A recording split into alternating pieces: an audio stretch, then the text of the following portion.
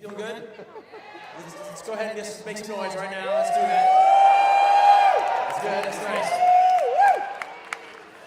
There's going to be a lot more of that because Becky Hensley here is into crafting. Who likes Becky? Who's into Becky?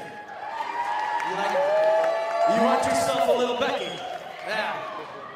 Work you guys into a lather because she's going to show you how to build a community with glitter in the basement of a bar.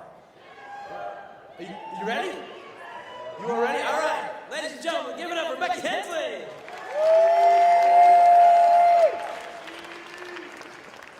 Hi, guys.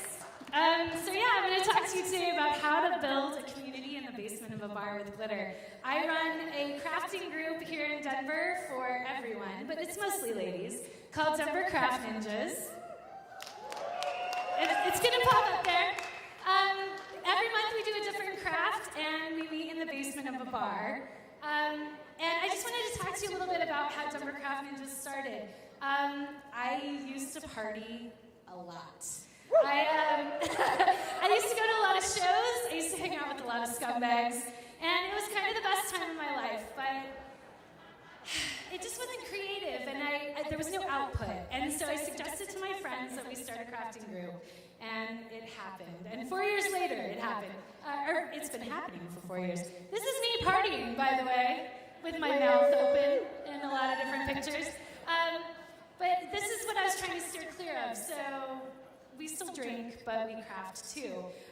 So these are the things that I did to start a community, and maybe it will work for you as well. The first thing is space. Denver Craft Ninjas started in the backyards and basements of people's homes. But as we grew, we needed something bigger, something better, a bar. So we picked Three Kings. It's an awesome punk rock bar that lets you spill glitter and put glue on the tables. But you never know with a bar, it's kind of risky. You might run into some things like finding marijuana on the floor or finding pills. But that keeps it interesting. It adds character to the events.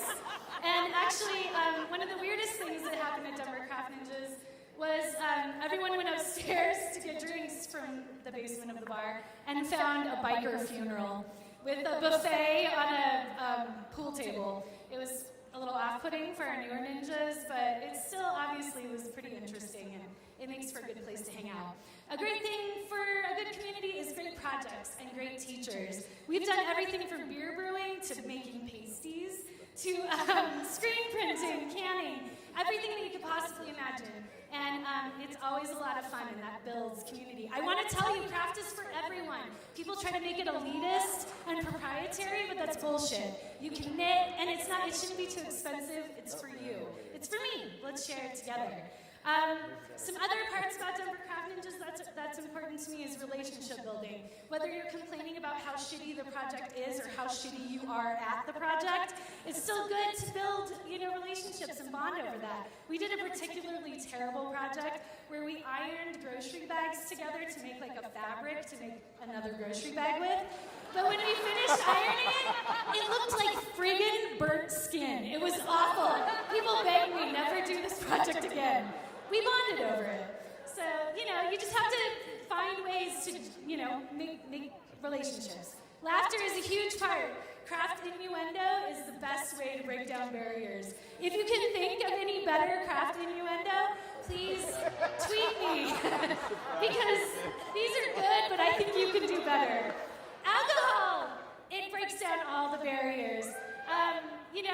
Having a casual drink with friends with crafts is super fun, and it just makes people feel comfortable. I'm not saying that you should get wasted. Don't get hamstied and wield a glue gun. But, a couple of drinks with friends, and it just breaks down walls. You can hang out, feels good. And I would say that it's always worked for me. I don't know if it works for you, it works for me. But I suggest that everyone drink responsibly, obviously. And then finally, last but certainly not least, is glitter. People call it the herpes of the craft world. But I think it gets a bad rap. I've never done a Denver Craft Ninjas event where I provided people with glitter, and they were like, no, everyone loves glitter. And it brings people together. It gets on your face, you give it to somebody else. It's awesome. But we have a lot of fun, and really that's what it's about for Denver Craft Ninjas. That's how I built a community. And I don't know, my final point is that, let's be real, everything's better with glitter. So, if these things work for you, start your own craft group. Create a community. It's super easy and fun, and you make friends. And that's kind of the biggest part of Denver Craft Ninjas. So, this is how to build a community in the basement of a bar. I'm Becky. Nice to see you guys. Thank you.